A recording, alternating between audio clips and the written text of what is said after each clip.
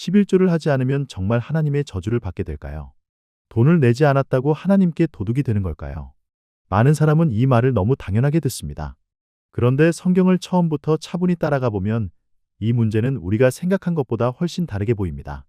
오늘날 교회들은 말라기 3장 8절부터 10절을 근거로 11조를 하지 않으면 하나님 것을 도둑질하는 것이라고 가르칩니다. 온전한 11조를 창고에 들여 나의 집에 양식이 있게 하라. 는 구절을 인용하면서 11조를 하지 않으면 저주를 받는다고 말합니다. 그런데 여기서 먼저 물어봐야 할 질문이 있습니다. 말라기서의 이 말씀이 정말 예수님을 믿는 오늘날 우리들에게 그대로 적용되는 말씀일까요? 이 질문에 답하려면 먼저 11조가 원래 무엇이었는지부터 봐야 합니다. 11조는 처음부터 오늘날 교회 헌금처럼 사용된 것이 아니었습니다. 창세기 14장 20절을 보면 아브라함이 전쟁에서 이긴 뒤 멜기세덱에게 10분의 1을 드린 장면이 나옵니다. 교회들은 이런 장면을 근거로 11조가 아주 오래된 신앙의 본질인 것처럼 말하기도 합니다. 하지만 아브라함의 경우는 반복해서 강제된 제도가 아니라 특별한 사건 속에서 한 번 등장한 장면이었습니다.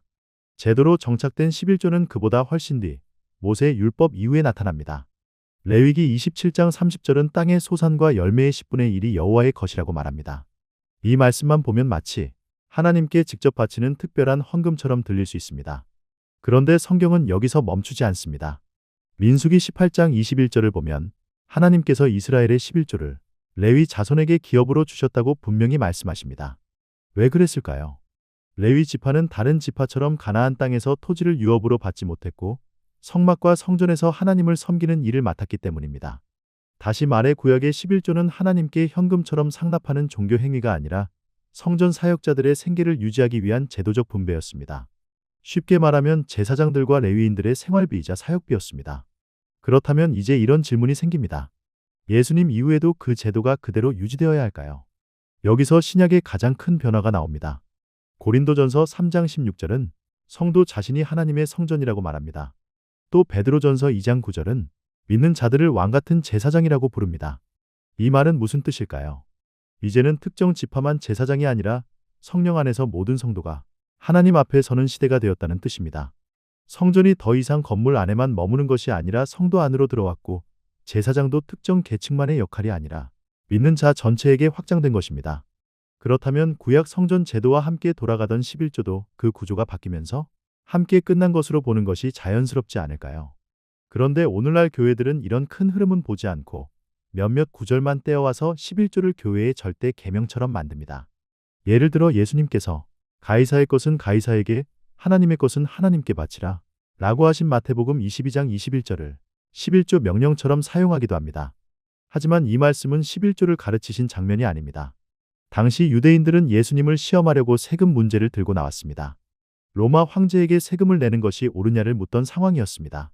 예수님은 그 질문에 답하신 것이지 구약의 11조 제도를 다시 세우신 것이 아닙니다.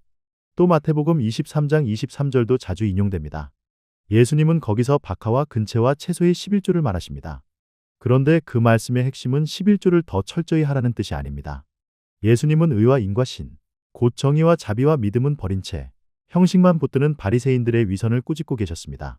다시 말해 예수님이 지적하신 것은 11조 부족이 아니라 사랑도 없고 공의도 없으면서 종교 행위만 챙기는 신앙의 빈 껍데기였습니다.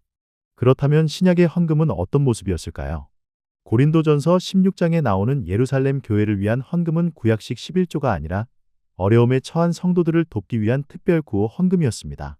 당시 예루살렘 교회는 박해와 기근으로 큰 어려움을 겪고 있었습니다. 그래서 바울은 여러 지역 교회에 도움을 요청했습니다. 그리고 고린도후서 9장 7절에서 아주 분명하게 말합니다. 각 사람이 마음에 정한 대로 할 것이요 인색함이나 억지로 하지 말지니 하나님은 즐겨내는 자를 사랑하신다. 이 말씀을 잘 들어보면 신약의 헌금이 무엇인지 분명해집니다. 정해진 비율이 아닙니다. 벌칙도 아닙니다. 공포도 아닙니다. 마음에서 나오는 자발적 사랑의 나눔입니다. 만약 신약에서도 11조가 그대로 구원의 조건이었다면 바울은 분명히 비율을 명령했을 것입니다. 그러나 바울은 비율이 아니라 마음을 말했고 강제가 아니라 자원함을 말했습니다. 여기서 또 하나의 질문이 생깁니다. 그렇다면 왜 오늘날 많은 교회와 종교단체는 다시 11조를 강하게 요구하게 되었을까요? 왜 신약의 자유로운 헌금이 다시 의무처럼 굳어졌을까요? 그 원인을 보려면 교회 역사도 함께 봐야 합니다. 초대교회에는 구약처럼 11조가 중심 제도로 자리 잡지 않았습니다. 그러나 시간이 지나면서 교회가 제도화되고 성직자 계층이 굳어지고 재정과 권력이 커지면서 11조는 다시 강한 제도로 변해갔습니다. 중세시대에는 교회가 토지를 소유하고 농민들에게 11조를 의무적으로 걷는 일까지 벌어졌습니다. 그래서 11조는 단순한 헌금이 아니라 사실상 교회세처럼 기능하게 되었습니다. 종교개혁 시대의 루터와 칼뱅 같은 개혁자들이 왜 교회의 타락을 그렇게 강하게 비판했는지도 이 흐름 속에서 이해할 수 있습니다. 복음의 중심은 믿음과 은혜인데 제도화된 종교 권력이 사람의 양심을 붙잡고 재정을 통제하는 방향으로 흘러가 버렸기 때문입니다. 종교개혁 이후 서구 교회에서는 이런 문제를 거치며 헌금이 점점 개인의 신앙과 자발성의 문제로 옮겨갔습니다. 그런데 한국 교회는 복음이 들어오는 과정에서 11조 전통을 강한 의무적 헌금 형태로 받아들이는 경향이 생겼고 그 결과 많은 사람들이 지금도 11조를 신앙의 핵심 기준처럼 배우게 되었습니다. 바로 이런 배경 위에서 11조를 더 강하게 통제의 도구로 사용합니다. 겉으로는 하나님의 계명이라고 말하지만 실제로는 저주와 구원을 연결해 사람의 불안을 자극합니다. 돈을 내지 않으면 하나님께 버림받는 것처럼 가르치고 공동체 안에서 불이익까지 주는 방식은 복음이 말하는 자유와는 정반대입니다. 그런데 하나님은 사람의 돈을 원하시는 분일까요? 아니면 사람의 마음을 보시는 분일까요? 사무엘상 15장 22절은 순종이 제사보다 낫다고 말합니다. 또 예수님은 마가복음 12장 43절에서 두 렙돈을 드린 과부를 칭찬하셨습니다. 그 과부가 큰 돈을 냈기 때문이 아니었습니다. 예수님이 보신 것은 액수가 아니라 마음의 진실함이었습니다. 하나님은 많이 낸 사람을 먼저 보시는 분이 아니라 중심을 보시는 분입니다. 그러니 다시 처음 질문으로 돌아가 봅시다. 11조를 하지 않으면 정말 하나님의 저주를 받게 될까요? 구약의 11조는 성전과 제사장 제도 안에서 주어진 율법적 장치였습니다. 그것은 레위인들의 생계를 위한 제도였고 성전 중심 체계 안에서 기능하던 것이었습니다. 그러나 신약에 와서는 성전도 제사장의 의미도 완전히 달라졌습니다. 성도 자신이 성전이 되었고 믿는 자 전체가 제사장으로 부름받았습니다. 그렇다면 구약의 11조를 오늘날에도 저주와 구원의 조건으로 붙드는 것은 성경의 큰 흐름을 거슬러 올라가는 것입니다. 하나님은 억지로 뜯어낸 10분의 1을 원하시는 분이 아닙니다. 하나님은 떼어낸 일부보다 온 마음을 원하시는 분입니다. 그래서 신약의 헌금은 공포가 아니라 사랑이어야 하고 강요가 아니라 자유여야 합니다. 누군가 계속해서 두려움으로 돈을 내게 만들고 있다면 그것은 복음을 전하는 것이 아니라 사람의 양심을 묶는 것일 수 있습니다. 결국 진짜 질문은 이것입니다. 하나님을 믿는다는 것은 과연 얼마를 내느냐의 문제일까요? 아니면 어떤 마음으로 하나님 앞에 서느냐의 문제일까요? 성경은 분명히 후자를 가리키고 있습니다. 그리고 그 차이를 모를 때 사람은 은혜를 잃고 제도에 묶이게 됩니다.